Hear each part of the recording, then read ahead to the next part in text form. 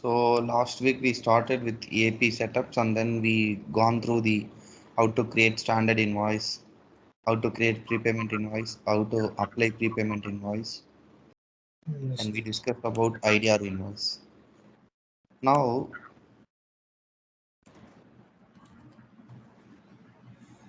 let me take you through create invoice.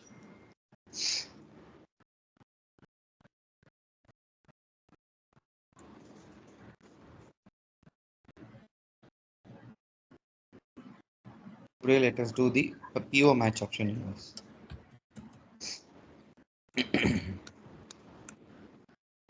So for that you can see the first column identifying PO. So in that let me put any number and just search. So I see these are all the POs available. Okay.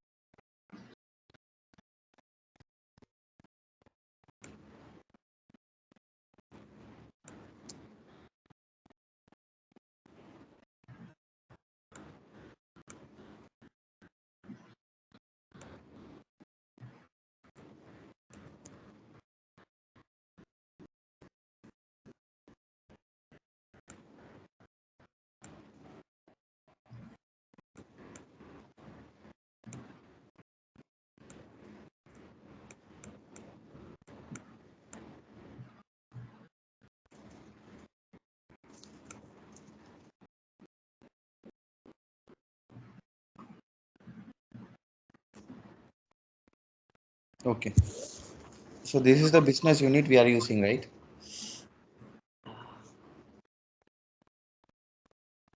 So what I have done is to find the purchase orders related to healthcare US business unit. I put purchase order does not contain star star star, which means that in purchase order there won't be star actually. It generates only number. Just a tricky one to get the all PO related to healthcare business unit. So in a business unit filter, I applied contain and I just enter health and I clicked on search. Now I could see all the purchase order related to healthcare US business unit. Okay. Okay. Now we'll choose any POs. I'll choose this one and I'll click on OK. So once we choose the PO, system automatically picking the supplier side, supplier all this information from the PO level. Okay.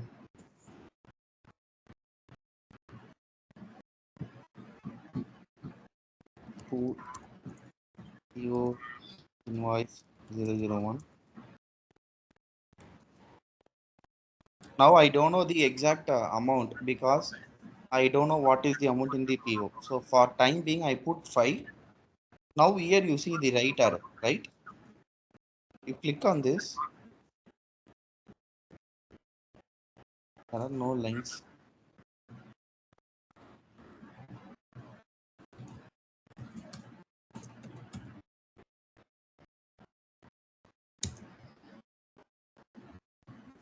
Okay.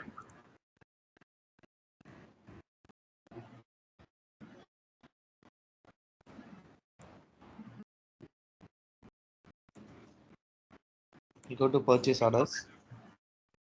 What I see is for this purchase order, there are no lines actually, which means that all the lines are closed. So what I will do, I will go to procurement purchase order, manage orders. Here I will choose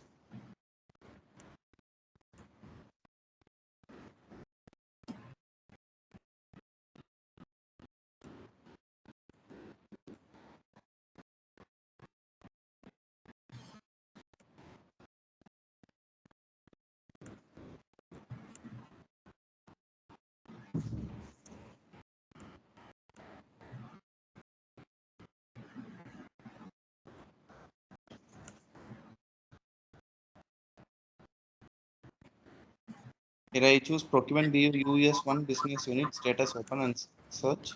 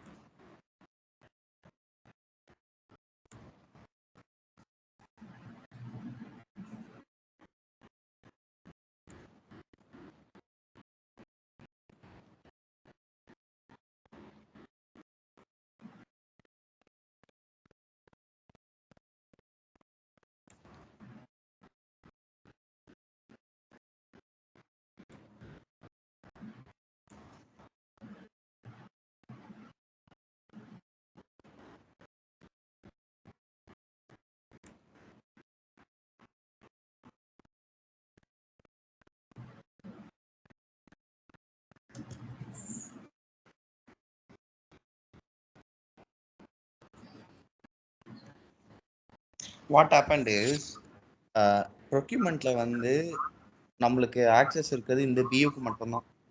அதனால தான் வந்து இந்த US ஒன்னோட health கேரோட பியூக்கு வந்து access இல்லை. நம்ம இப்போ இதை செக் பண்ணோம்னா திரும்ப வந்து அந்த இது இருக்குல்ல, நம்ம அந்த ப்ரொக்யூமெண்ட் ஏஜென்ட் பண்ணோம் ஞாபகம் இருக்கா? ப்ரொக்யூமெண்ட் ஏஜென்ட் பையரு அதெல்லாம் பண்ணாதான் நம்மளால திரும்ப ஆக்சஸ் பண்ண முடியும். ஸோ அதனால நான் வந்து இந்த பியூல வந்து ஏதாவது ஓப்பன் பியூ இருக்கான்னு பாக்குறேன்.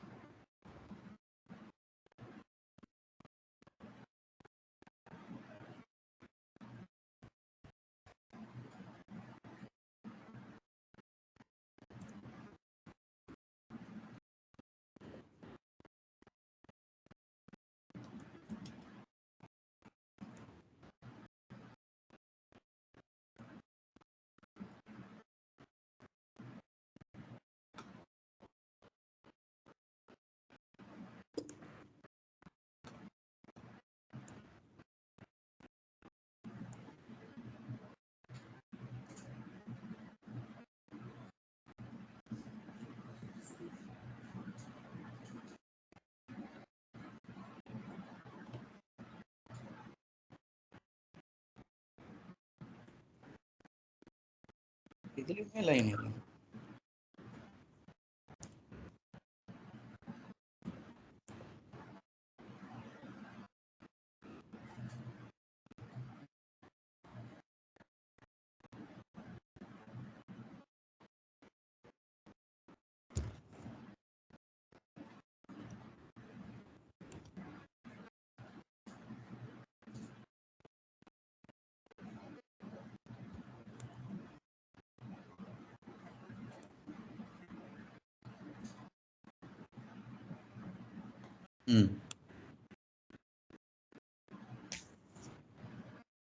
ஓகே,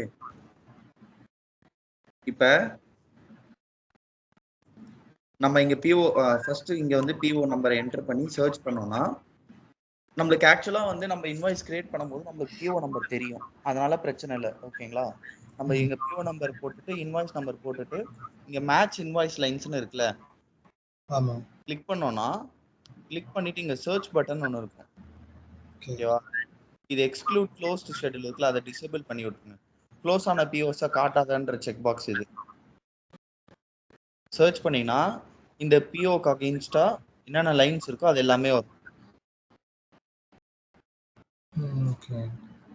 ஓகேவா? இப்போ உங்களுக்கு இந்த லைன் வேணும்னா இந்த லைனை சூஸ் பண்ணிட்டு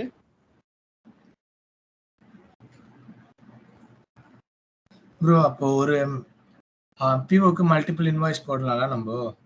அதாவது லாஜிக்கலி பார்த்தா ஒரு ஒரு இப்போ ஃபார் எக்ஸாம்பிள் வந்து இப்போ நான் என்ன சொல்றேன்னா இந்த பிஓ இருக்குல்ல ஆமா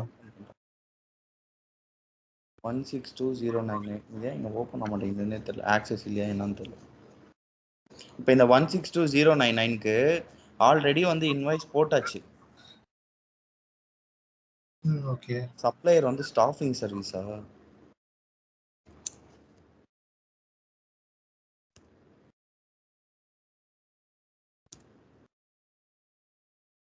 யாரு பையர்?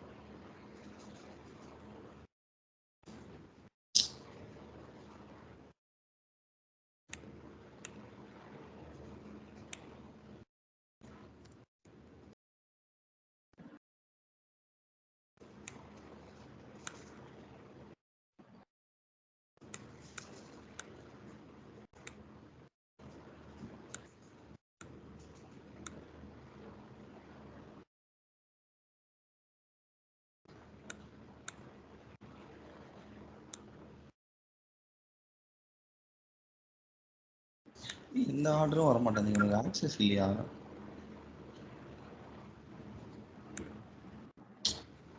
இப்போ எப்படின்னா இப்போ ஃபார் எக்ஸாம்பிள் இப்போ நம்ம ஒரு பிஓ போடுறோம் 1000ன்னு, ஓகேவா?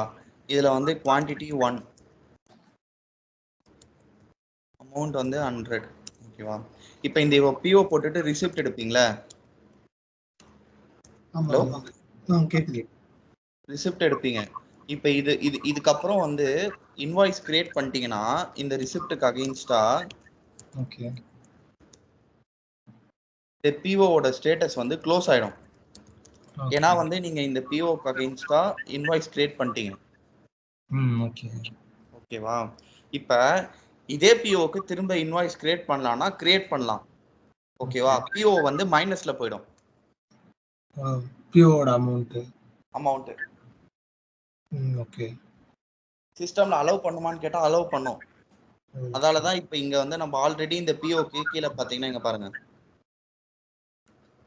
ஃபார் எக்ஸாம்பிள் இப்போ இந்த பிஓக்கு நான் இந்த லைனை சூஸ் பண்ணல, என்ன காட்டுது? Ordered 1, received 1, billed 1. Already bill ஆயிடுச்சுன்னு காட்டுது. இப்போ நான் இதை அப்ளை கொடுத்தேன்னா எனக்கு ஒரு பாப்பப் வரும்.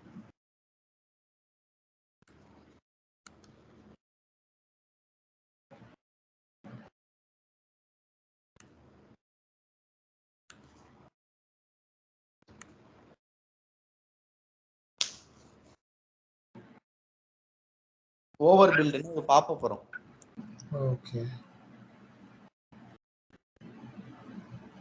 பாருங்க. ஓகே அதான் டிஃபரன்ஸ். Okay bro. இதுக்கப்புறம் அதே சேம் ப்ராசஸ் தான். ஜஸ்ட் இதில் அடிஷ்னலாக என்ன பண்ணுறீங்கன்னா பிஓ இன்வாய்ஸில் உங்கள் பிஓ நம்பரை சர்ச் பண்ணுவீங்க, அந்த லைன்ஸ் அப்ளை பண்ணுவீங்க, அவ்வளோதான் டிஃபரன்ஸ். இப்போ வந்து எனக்கு தெரியுன்றதால 15745 நான் இங்கே அப்ளை பண்ணிப்பேன். Okay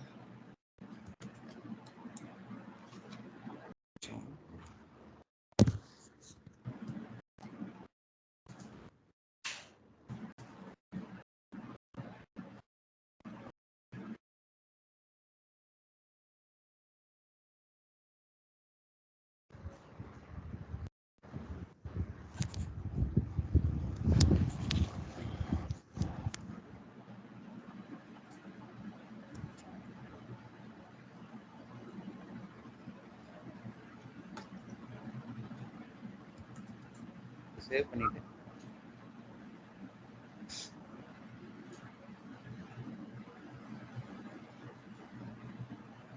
next invoice actions validate.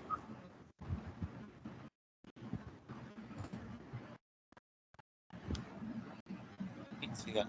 Tax calculate ஆயிருக்கு. அது எங்க பார்க்கணும்னா இந்த டாக்ஸ்னு ஒன்று இருக்குல்ல, ஓகே இங்க வந்து டாக்ஸ் கால்குலேட் ஆயிருக்கு. ஸோ இது எப்படி ஒர்க் ஆகுதுன்னா, இதுக்கு ஒரு தனி டாக்ஸ்ன்றது ஒரு தனி மாடியூல். அதுல சில கான்ஃபிகரேஷன் பண்ணதால அப்ப சூஸ் பண்ற சப்ளையருக்கு ஆட்டோமேட்டிக்கா இந்த டாக்ஸ் வந்து வேலிடேட் தான் ஆட்டோமேட்டிக்கா கால்குலேட் ஆகுது. ஓகே இப்போ வந்து நான் அமௌண்ட்டை வந்து அப்டேட் 17,000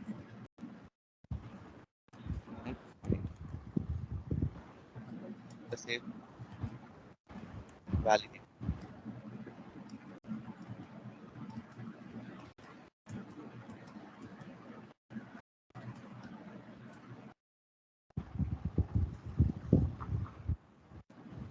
சிஸ்டமோட ஓல்டு.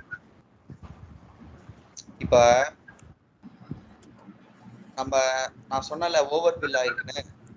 ஆமாங்க ஓவர் பில் ஆனதால சிஸ்டம் ஆட்டோமேட்டிக்கா இந்த இன்வாய்ஸை வந்து ஓல்டுல போட்டு ஓகே சிஸ்டம் ஓல்டுன்னு இங்க இருக்கு.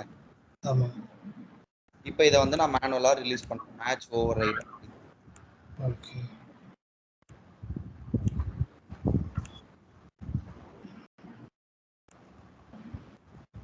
Okay validate. ஓகே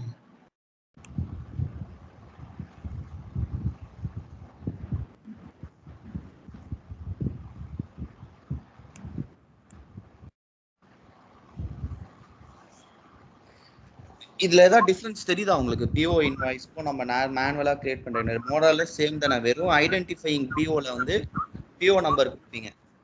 ஆமா கொடுத்துட்டு இந்த மேட்ச் லைன்ஸ்னு ஒன்று இருக்குல்ல, ஆமா அதை கிளிக் பண்ணி அந்த மேனுவல்ல அது மாதிரி வராதுல. மேனுவல்னா நம்மளுக்கு பிஓவே இருக்காதுல்ல. ஓகே இல்ல மேட்சிங் லைன்ஸ் நம்ம டைரக்டா பண்ண முடியாதுல்ல. பண்ண முடியாது. ஓகேவா? ஏதாவது டவுட்ஸ் இருக்கா அதுல? நெக்ஸ்ட் வந்து இந்த debit memo, credit memo, multi period accounting பார்த்துருவோம். மல்டி பீரியட் அக்கௌண்டிங் அது வந்து ஒரு புது கான்செப்ட்.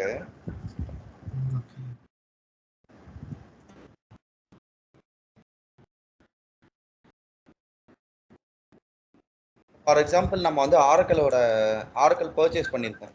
ஆரக்கிள் சாஃப்ட்வேரோட காஸ்ட் வந்து ஒரு 55 lakhs நினச்சிக்கோங்க.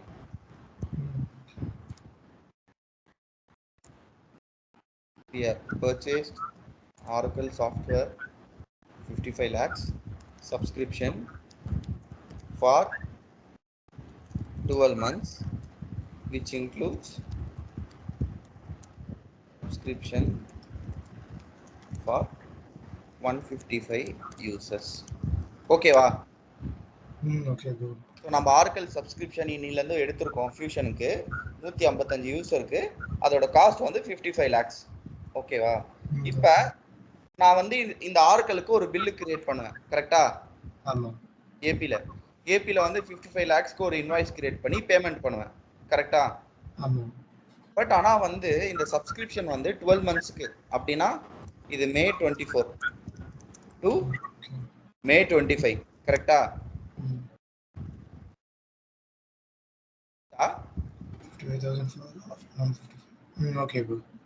ஓகேவா? ஸோ நான் இப்போ May 24 வந்து இந்த இன்வாய்ஸை கிரியேட் பண்ணி பேமெண்ட் பண்ணிட்டேன்னா மேல வந்து என்னோட ப்ராஃபிட் வந்து கொஞ்சம் கம்மியாயிடும். கரெக்டா? ஆமா. ஏன்னா நான் ஹியூஜான அமௌண்ட்டுக்கு வந்து நான் ஸ்பெண்ட் பண்ற மாதிரி நான் மேலே காட்டிடுவேன். கரெக்டா? ஓகே. ஸோ பெரிய பெரிய கம்பெனிஸ்லாம் என்ன பண்ணுவானுங்கன்னா இந்த மல்டி பீரியட் அக்கௌண்டிங் ஆப்ஷனை பேஸ் பண்ணி மேக்கு இதை டிவைடட் பை 12ன்னு போட்டு மேக்கு இதை மட்டும் டெபிட் பண்ணுவானுங்க. இதை மட்டும் கொண்டு போவாங்க அவங்க எக்ஸ்பென்சஸ்க்கு. அந்த மாதிரி மாசம் கொண்டு போயிட்டு 12 மாசம் கழிச்சு இது வந்து 0 ஆயிடும். ஓகே. அப்ப பேமெண்ட் அப்படிதான் ரிலீஸ் பண்ணுவாங்களா? பேமெண்ட் பண்ணிடுவாங்க ஃபுல்லா. ஓகே. பேமெண்ட் ஃபுல்லா பண்ணிடுவாங்க. இத இப்ப இந்த 55 இப்ப நீங்க பேமெண்ட் பண்ணிட்டீங்கன்னா ஓகே, காசு கம்மி ஆயிடுது. ஓகே, பட் ஆனா உங்களோட ப்ராஃபிட் அண்ட் லாஸ்னா என்னது?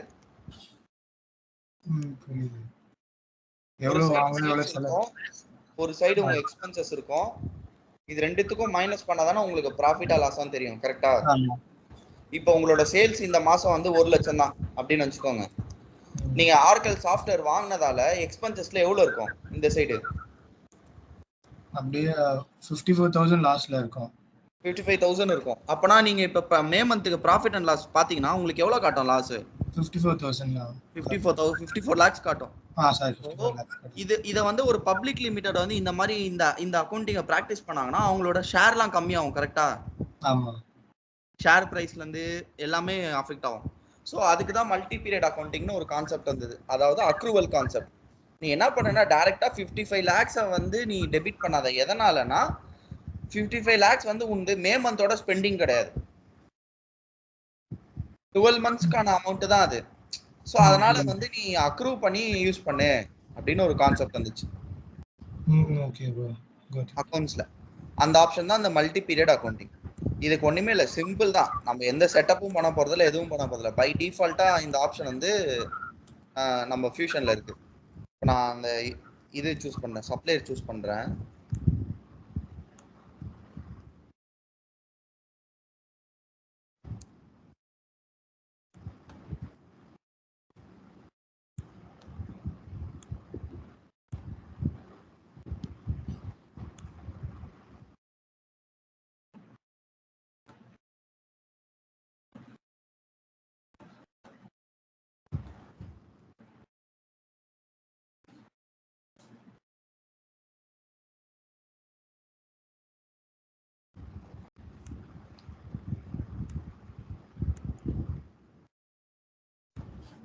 இதேதான் டிஸ்ட்ரிபியூஷன்ல போயிட்டு உங்களோட அக்கௌண்ட்டை சூஸ் பண்ணிக்கோங்க. ஓகே.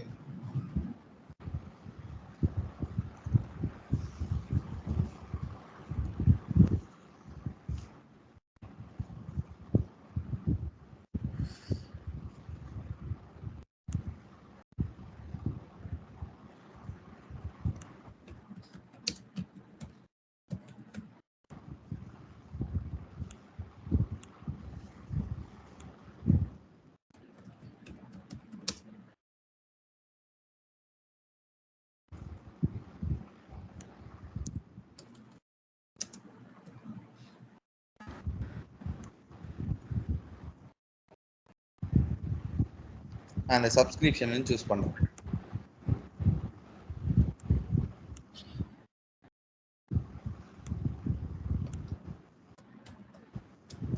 ஓகேவா?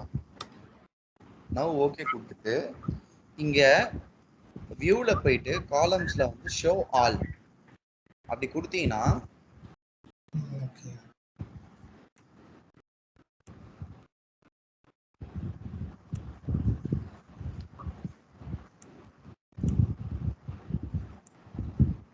மல்டி பீரியட் அக்கௌண்டிங்னு ஒரு காலம் இருக்கும்.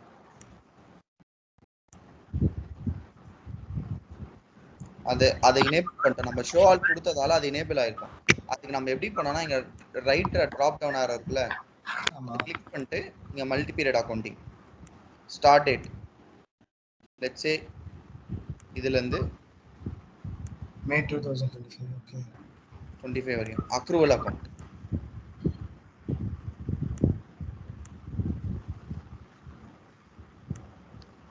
அக்ரூவல் அக்கௌண்ட் இருக்குமான்னு தெரியல இதுல.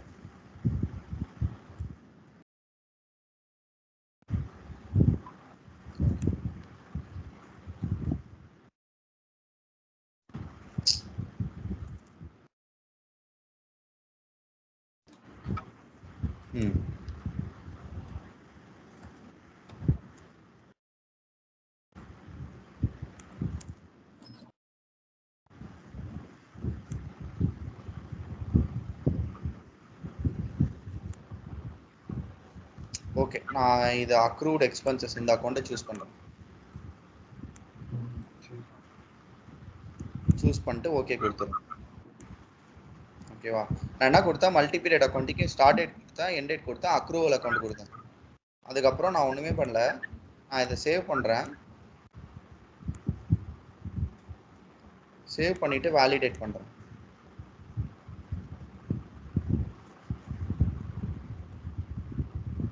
இப்போ போஸ்ட் டு லெட்ஜர் கொடுக்கும்.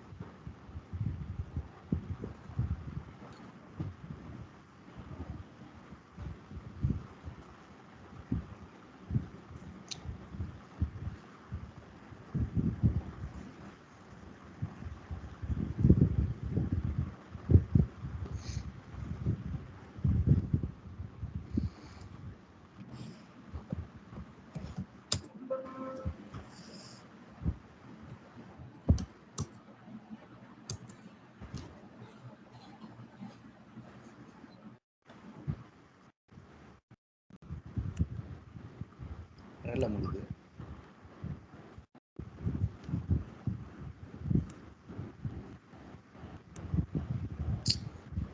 மே பீரியட் ஓப்பன் ஆகவே இல்லை.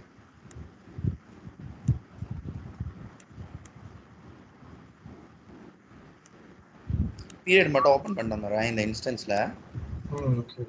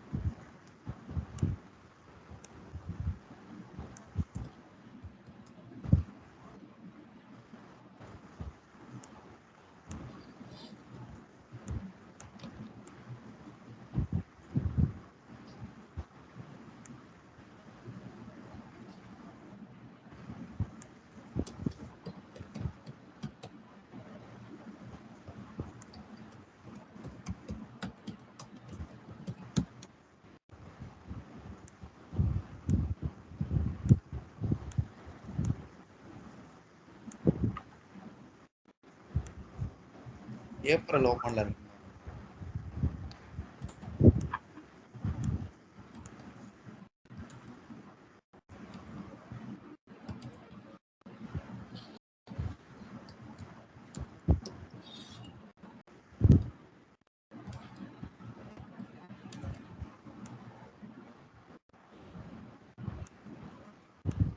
இது நம்ம லெட்ஜர் கிடையாது தானே? இல்ல ஜி.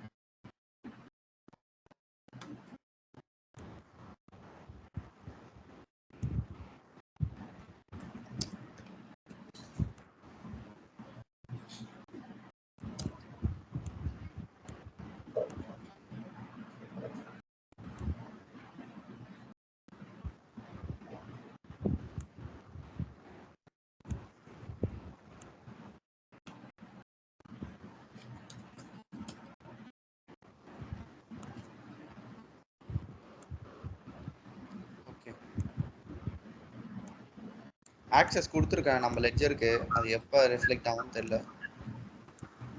Lock out login. ஏன்னா ஏபி ஓப்பன்ல தான் இருக்கு. இதான் நம்ம யூஸ் பண்ற ஓகே. Primary link. இதுல பாத்தீங்கன்னா ஏபி ஓப்பன்ல தான் இருக்கு, மேக்கு. Okay bro. ஜிஎல் தான் ஓப்பன்ல இல்ல.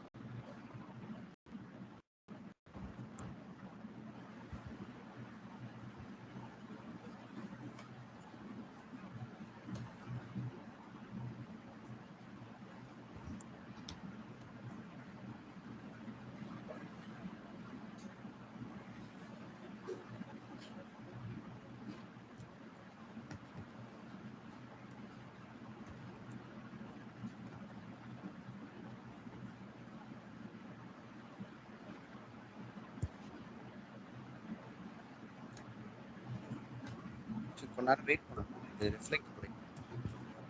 ஓகே. சரியே வரல.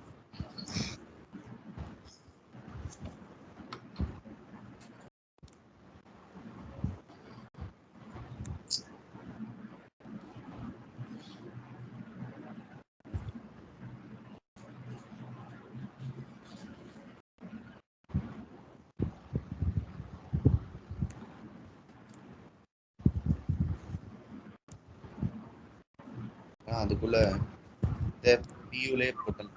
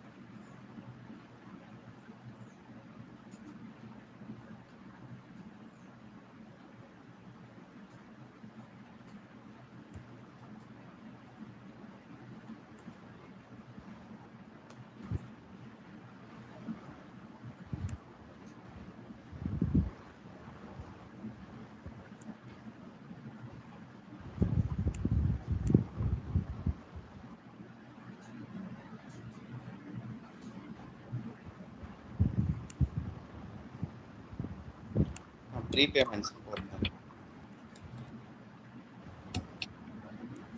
ஓகே.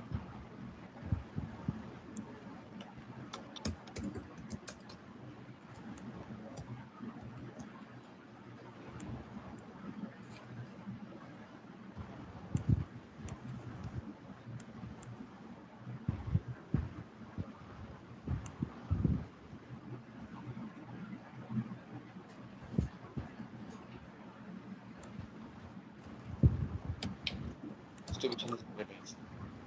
நான் இதை வேலிடேட் பண்ணுறேன்.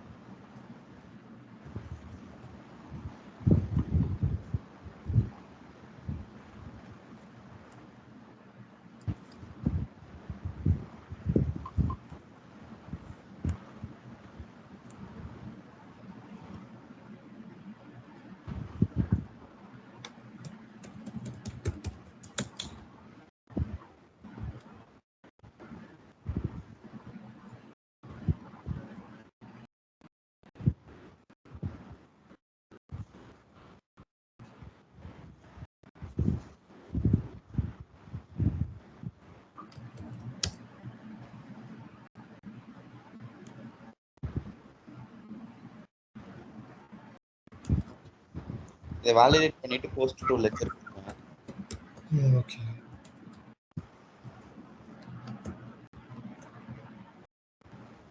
ஓகே, அக்கௌண்டிங் ஆயிடுச்சு. இப்போ நான் என்ன பண்றேன்னா ஷெட்யூல் ப்ராசஸ் போயிட்டு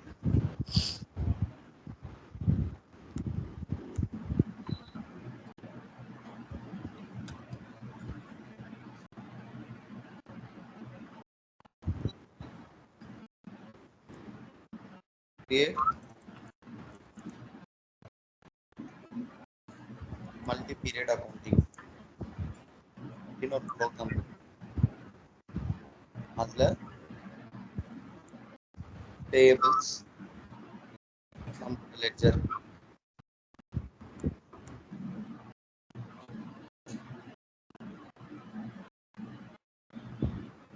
US primary ledger, accounting period,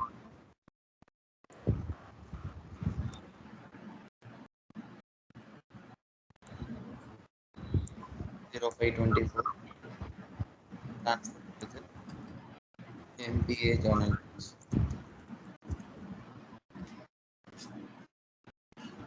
சொல்லிட்டு இந்த ப்ரோக்ராமை சப்மிட் பண்ணோம்னா ஒரு ப்ரோக்ராம்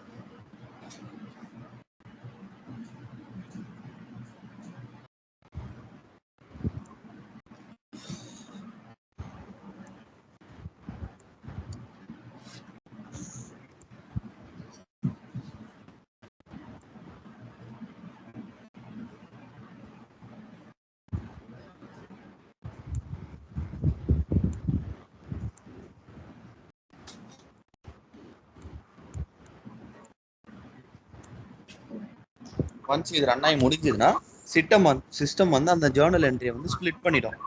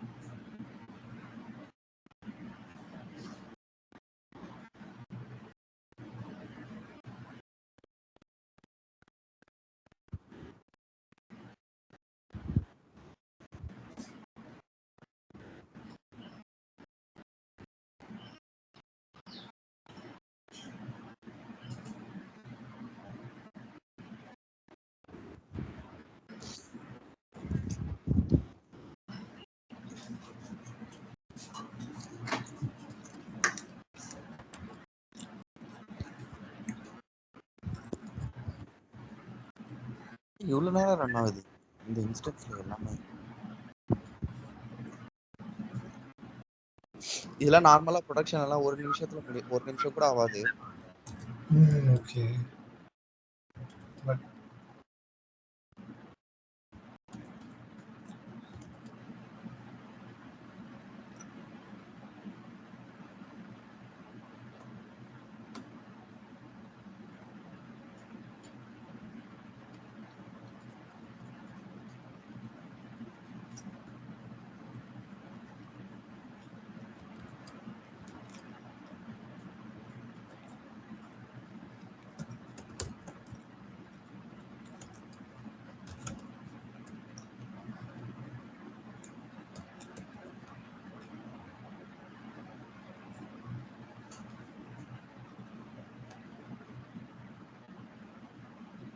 அப்ப இந்த அமௌண்ட்னா ரிமைனிங் வர பீரியடுக்கு வந்து அன்இன்வாய்ஸ்டா இருக்கும். என்னங்க? ஹலோ ஹலோ, சொல்லுங்க ஜெயபாரதி. இப்போ மே மந்த்துக்கு வந்து இது நம்ம இந்த பீரியடுக்கு வந்து இது இன்வாய்ஸ்டா எடுத்துக்கும். இப்போ நெக்ஸ்ட் ஜூன் பீரியடுக்கு வந்து இது அன்இன்வாய்ஸ்டா இருக்குமா அப்போ? இன்வாய்ஸ் ஒன்று தான் இருக்கும். மே மந்த்துக்கு அந்த 10,90,000 போட்டோம்ல, அதில் டிவைட் பை 12 போட்டால் ஒரு அமௌண்ட் வரும்ல, அந்த அமௌண்ட்டுக்கு வந்து ஒரு ஜேர்னல் என்ட்ரி கிரியேட் ஆகும் மே மந்த்துக்கு. ஸோ தட் உங்களோட எக்ஸ்பென்சஸ் அக்ரூவலில் இருக்கும் பேலன்ஸ் போர்ஷன். இப்போ நீங்கள் 12 மந்த்ஸ்க்கு பே பண்ணுறீங்களே, ஓகே, ஃபார் எக்ஸாம்பிள் இப்போ நான் போட்ட இன்வாய்ஸ் அமௌண்ட் வந்து 10,90,000. ஓகேவா? இதை டிவைட் பை 12 போட்டோன்னா என்னோட மே மந்த் இன்வாய்ஸோட என்ட்ரி இதுதான் இருக்கும். எக்ஸ்பென்சஸில் இது இருக்கும். அக்ரூவலில் வந்து இது இருக்குல்ல, திஸ் மைனஸ் திஸ் இருக்கும். Okay, okay. பேமெண்ட் வந்து பேங்க்கில் போனது வந்து ஃபுல் அமௌண்ட்டு போயிருக்கும். ஓகேங்களா? இப்போ மே மந்த்துக்கு என்னோட எக்ஸ்பென்சஸ் இதுதான் இருக்கும். திரும்ப நான் ஜூனில் வந்து கிரியேட் அக்கௌண்ட் நீங்கள் ரன் பண்ணுறேன்னா திரும்ப இந்த என்ட்ரி வரும் 90,000க்கு. ஸோ மந்த்லி வந்து இதை ரன் பண்ணி எண்ட் ஆஃப் த டே உங்களோட சப்ஸ்கிரிப்ஷன் முடியும் போது உங்களோட அக்ரூவல் வந்து 0 ஆகிடும். இது வந்து 0 ஆகிடும். ஓகே. இப்போ இதே இதில் இப்போ இந்த பேயபிள் இதில் எங்கெல்லாம் ரீசெண்டாக இப்போ ஒரு இது நான் ஃபேஸ் பண்ணேன்னா அன்இன்வாய்ஸ்ட் அக்ரூவல் ரிப்போர்ட்டிங் ஒரு ரிப்போர்ட் ரன் பண்ணுறாங்க. அன்இன்வாய்ஸ்ட் ரிசிப்ட் அக்கௌண்டிங் அக்ரூவல். அது வந்து இந்த மாதிரி இது பேஸ் பண்ணியான கான்செப்ட் தானா இல்லை? அது வந்து வேற. அது என்ன கான்செப்ட்னா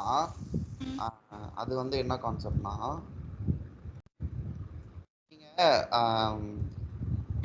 பிஓ போடுறீங்களே, பர்ச்சேஸ் ஆர்டர். ஓகே. அது பண்ணும்போது நோ என்ட்ரி, கரெக்டா? ரிசிப்ட் எடுக்கும் போது ஒரு என்ட்ரி ஜெனரேட் ஆகும். Okay. Inventory receiving to inventory AP accrual.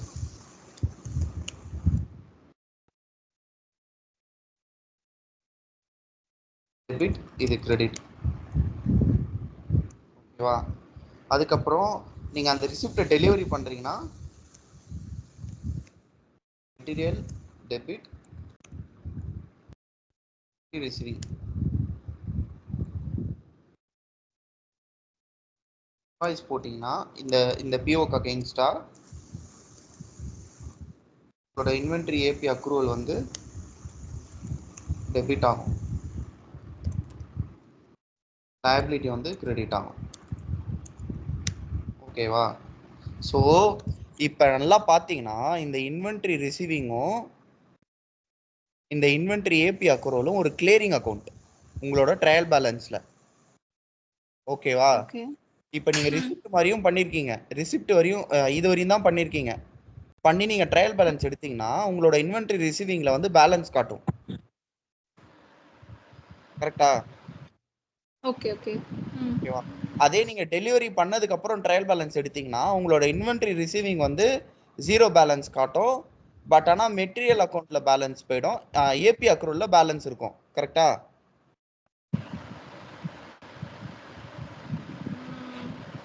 அதாவது இன்வென்ட்ரி ஏபி அக்ரூவல் வந்து என்ன அக்கௌண்ட்னா, நீங்க வந்து பிஓ போட்டுட்டு ரிசிப்ட் எடுத்துட்டீங்க, பட் ஆனா வந்து இன்வாய்ஸ் வந்து ஜெனரேட் பண்ணல ஏபில.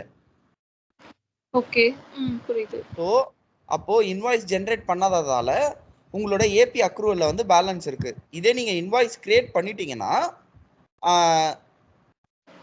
உங்களோட ஏபி அக்ரூவல் வந்து 0 ஆயிடும். Okay. So end of the day அந்தந்த மந்த்துக்கு இன்வென்ட்ரி ரிசீவிங்கும் இன்வென்ட்ரி ஏபி அக்ரூவலும் 0ல இருக்கணும் லாஜிக்கலி பார்த்தா, பீரியட் க்ளோஸ் பண்றதுக்கு முன்னாடி. பட் அதுல பேலன்ஸ் இருக்குன்னா அப்போ உங்க உங்க உங்க பர்ச்சேஸ் டிபார்ட்மெண்ட் வந்து இன்எஃபிஷியன்ட்டா இருக்குன்னு அர்த்தம். இன்எஃபிஷியன்ட்னு டைரக்டா சொல்ல முடியாது. நீ எப்படி ரிசிப்ட் எடுத்துட்டு இன்வாய்ஸ் கிரியேட் பண்ணாம இருப்ப லாஜிக்கலி, சொல்லுங்க. ஓகே. இப்போ நான் உங்களுக்கு வந்து ஒரு 10 பொருள் அனுப்புறேன். நான் 10 பொருள் அனுப்பும்போது இன்வாய்ஸோட தான் உங்களுக்கு அனுப்புவேன். கரெக்டா? கரெக்ட். அந்த இன்வாய்ஸை வச்சு தான் நீங்க ஸ்டோர்ல வந்து ரிசிப்ட் கிரியேட் பண்றீங்க. ரிசிப்ட் கிரியேட் பண்ணதால தான் இன்வென்ட்ரி ஏபி அக்ரூவலுக்கு பேலன்ஸ் வந்திருக்கு. ஸோ ரிசிப்ட் கிரியேட் பண்ணிட்ட அப்புறம் எப்படி சப்ளையருக்கு இன்னும் இன்வாய்ஸ் கிரியேட் பண்ணாம இருப்பேன்? நம்ம சிஸ்டம்ல எப்படி பண்ணாம இருப்போம்? ஓகே. ஸோ அப்போ யாரு டிலே பண்றா? ரிசிப்ட் கிரியேட் பண்ணிட்டானா ஸ்டோர் வேலை முடிஞ்சிடுச்சு. அப்போ ஏபி டீம் இன்னும் ஏபி இன்வாய்ஸை கிரியேட் பண்ணல. ஓகே ஓகே ஓகேவா? ஸோ ஏபி டீம் வந்து லேட்டா பண்றாங்க ப்ராசஸை. ஓகே ஸோ அப்போ என்ன ஆகும்? நார்மலா நம்ம இந்த இன்வென்ட்ரி அந்த அன்மேட்ச்டு இன்வாய்ஸ் ரிசிப்ட்ஸ் அக்ரூவல் ரிப்போர்ட்டை ரன் பண்ணோம்னா எந்தெந்த ரிசிப்ட்டுக்கெல்லாம் இன்னும் இன்வாய்ஸ் கிரியேட் பண்ணலன்ற டேட்டா வரும். ஓகே ஓகே சரி ஓகே ப்ரோ. லாஜிக்கலி வந்து இது வந்து ஒரு கிளியரிங் அக்கௌண்ட். இதுல வந்து பேலன்ஸ் இருக்கக்கூடாது end of the day. Okay புரியுது. ஸோ இப்போ நான் வந்து ஒரு ஆடிட் பண்ணோம். நான் வந்து ஸ்பெசிஃபிக்காக இந்த 2 அக்கௌண்ட்டுக்கு மட்டும் ஒரு ப்ராஜெக்ட் பண்ணோம்.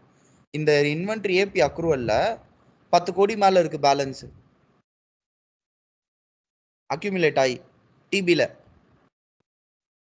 ஸோ இதை நம்ம எப்படி செக் பண்ண முடியும் சொல்லுங்க? 10 crores மேலே இருக்கு. அப்போ அந்த சிஎஃப்ஓ கேட்குறாரு, you mean to tell that we created a receipt if நாங்கள் வந்து ரிசிப்ட் போட்டுட்டோம், இன்னும் இந்த 10 கோடி இன்வாய்ஸ் கிரியேட் பண்ணாமல் இருப்போமா அப்படின்னு கேட்குறாரு. அப்படி லாஜிக்கலி கிடையாதுல்ல. சப்ளையர் சும்மா இருந்துருவானா? ஸோ அந்த அந்த அந்த யூசர்ஸ்லாம் வந்து என்ன பண்ணிட்டாங்கன்னா இன்வாய்ஸை தப்பாக கிரியேட் பண்ணிட்டாங்க. அதாவது இப்போ இந்த இந்த இந்த இந்த பிஓ நம்பர் வந்து 100ன்னு வச்சுக்கோங்க. அந்த டைமில் என்ன பண்ணானுங்க ஏது பண்ணானுங்கன்னு தெரில. இந்த பிஓ ரெஃபரன்ஸே இல்லாமல் மேனுவல் இன்வாய்ஸ் நிறைய போட்டாங்க அந்த சப்ளையருக்கு. தனியாக ஒரு இன்வாய்ஸ் கிரியேட் பண்ணி பேமெண்ட் பண்ணிடுறாங்க. ஸோ இந்த பிஓ அப்படியே ஓப்பன்லேயே இருக்கு. இந்த மாதிரி பல பிஓஸ் அப்படியே ஓப்பன்லேயே இருக்கு சிஸ்டம் படி. புரியுது. ஸோ இப்போ இந்த பிஓலாம் நான் க்ளோஸ் பண்ணோன்னா நான் ரிசிப்ட் போட்டதுக்கு இன்வாய்ஸ் கிரியேட் பண்ணோம். இன்வாய்ஸை கிரியேட் பண்ணனா என்னோட ஏபி அக்ரூவல் வந்து லயபிலிட்டிக்கு போயிடும். லாஜிக்கலி பார்த்தா எனக்கு அது லயபிலிட்டியே கிடையாது. நான் தனியாக மேனுவல் இன்வாய்ஸ் போட்டு நான் க்ளோஸ் பண்ணிட்டேன் அதை. ஸோ அந்த மாதிரிலாம் அது லாஜிக்கலி பார்த்தா இன்வென்ட்ரி ஏபி அக்ரூவல்ன்றது ஒரு கிளியரிங் அக்கௌண்ட். இது ரெண்டுமே ஓகே எண்ட் ஆஃப் தி டே வந்து இது கிளியரா ஜீரோல இருக்கணும்.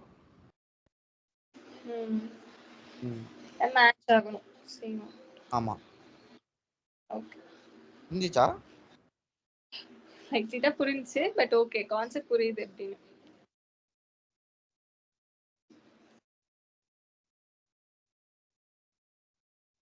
ஓகே இன்னும் ரெடியிலே இருக்கு. ஒன்றும் மாறன்னா அது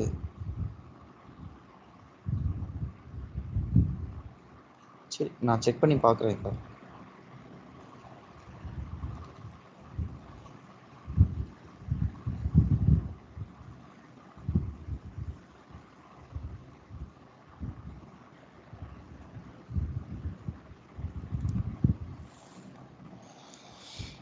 இதில் போயிட்டு வியூ அக்கௌண்டிங்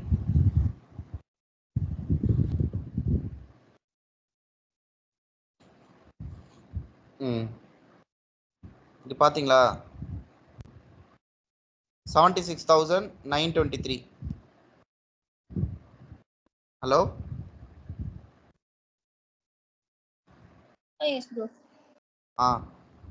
டேக்ஸ் லைனை விட்டுருங்க. டேக்ஸ் லைனுக்கு அக்ரூவல் ஆகாது. இந்த 76,923 வந்து நம்மளோட டெஃபர்ட் ஐட்டம். ஓகே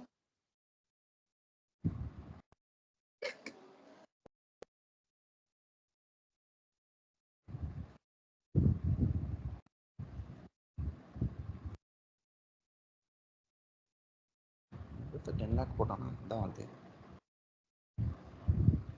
என்ன போட்டிருக்கோம் 1,000,000 1,000,000 83,000 வருது.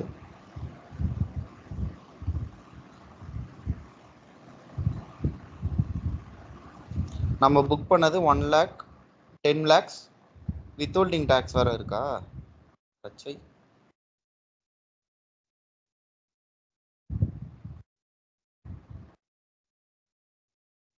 ஓகே நான் வெறும் டேக்ஸ் மட்டும் தான் இருக்கு நினச்சேன். வித்ஹோல்டிங் டேக்ஸ் வேற இருக்கு. அதனால வந்து அதுக்கும் சேர்ந்து இதுவாக இருக்கு. இப்போ இதில் 76,923 இருக்குல்ல. ஓகே ஸோ இதுதான் வந்து நம்மளோட எக்ஸ்பென்சஸ்க்கு போகும். மீதி எல்லாம் வந்து இந்த 1350 இருக்கும்.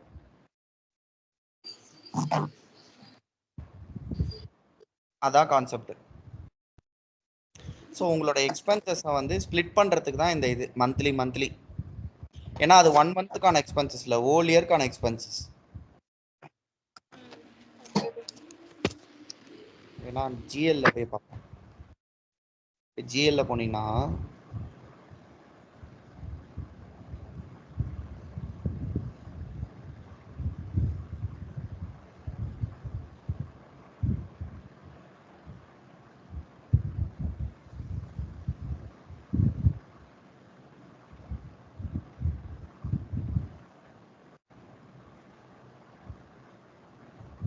$83,846. இது வந்து நம்ம போட்ட ஒரிஜினல் என்ட்ரி. கரெக்டா? இப்போ இதுல பார்த்தா உங்களுக்கு புரியும் நினைக்கிறேன்.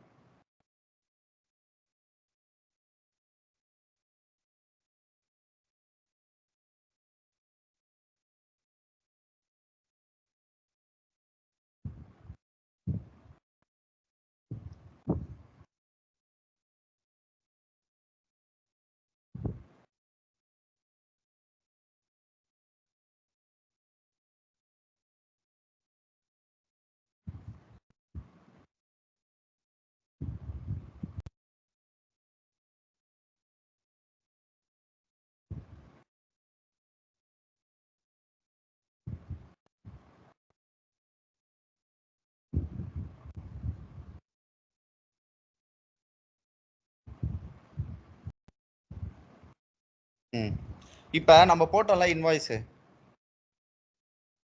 ஹலோ, நம்ம போட்ட இன்வாய்ஸ் வந்து இதில் பார்த்தீங்கன்னா 135ல வந்து 10,90,000ம் லயபிலிட்டியில் வந்து 10,90,000 இருக்கு. ஓகேவா? இந்த லைன் பார்க்காதீங்க, 1,09,000 பார்க்காதீங்க, அதை வந்து வித்ஹோல்டிங் டேக்ஸ், அதை விட்டுருங்க. சரியா? டிடிஎஸ் அது வித்ஹோல்டிங் டேக்ஸ்னா. ஸோ இதில் டெபிட் இதில் கிரெடிட் இருக்கு. ஓகேவா? இப்போ இதுதான் வந்து இந்த 10,90,000 தான் இந்த அக்ரூவல் அக்கௌண்ட். இப்போ நான் மல்டி பீரியட் அக்கௌண்டிங்னு இன்னொரு ஜேர்னல் இருக்கும், நம்ம ப்ரோக்ராம் ரன் பண்ணும்போது கிரியேட் பண்ணது. அதில் பார்த்தீங்கன்னா எக்ஸ்பென்சஸ் அக்கௌண்ட் பார்த்தீங்களா, நான் சூஸ் பண்ணல டிஸ்ட்ரிபியூஷனில், அதுக்கு வெறும் 83,000 தான் போயிருக்கும். எக்ஸ்பென்சஸ் டெபிட் ஆயிருக்கும். அந்த அக்ரூவல் 10,90,000ல வந்து 83 கிரெடிட் ஆயிருக்கும். ஓகே. அப்படின்னா என்ன ஆயிருக்குன்னா, சொல்லுங்க. பட் இப்போ இந்த டாக்ஸ் அமௌண்ட்ங்கிறது அப்புறம் ஓவராலா எப்படி கால்குலேட் ஆகும்? 12 மந்த்ஸ்க்கு ஸ்ப்ளிட் ஆகாம அது எப்படி கால்குலேட் ஆகும்? டாக்ஸும் சேர்த்து தான் ஆகும். வித்ஹோல்டிங் டாக்ஸ்னு ஒன்று இருக்குல்ல, டிடிஎஸ் இருக்குல்ல, அது வந்து நீங்க ஃபர்ஸ்டே டிடெக்ட் பண்ணி தானே பே பண்ணுவீங்க. சரி, ஓகே.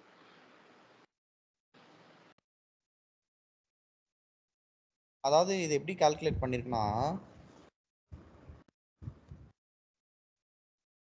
வித்ஹோல்டிங் டாக்ஸ்னு ஒன்று இருக்கு 1.0.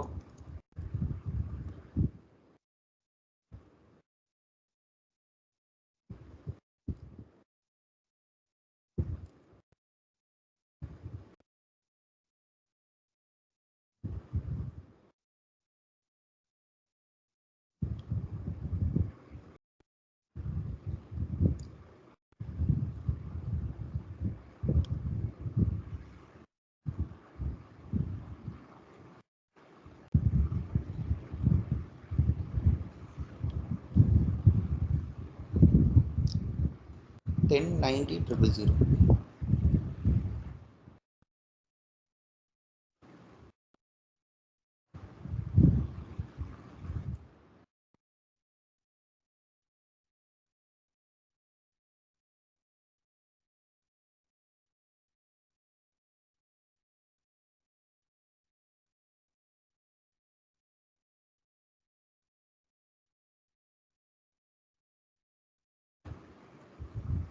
இந்த 10,90,000 இருக்குல்ல,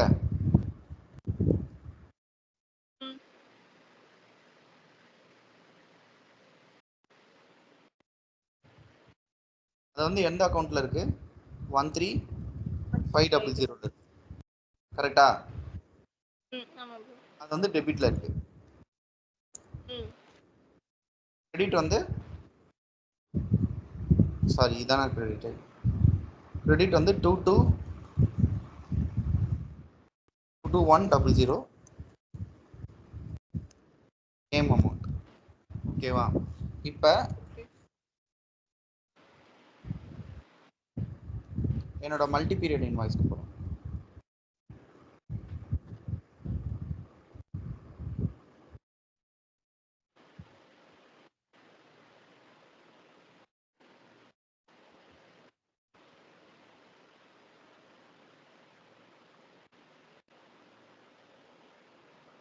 எக்ஸ்பென்சஸ் அக்கௌண்ட்.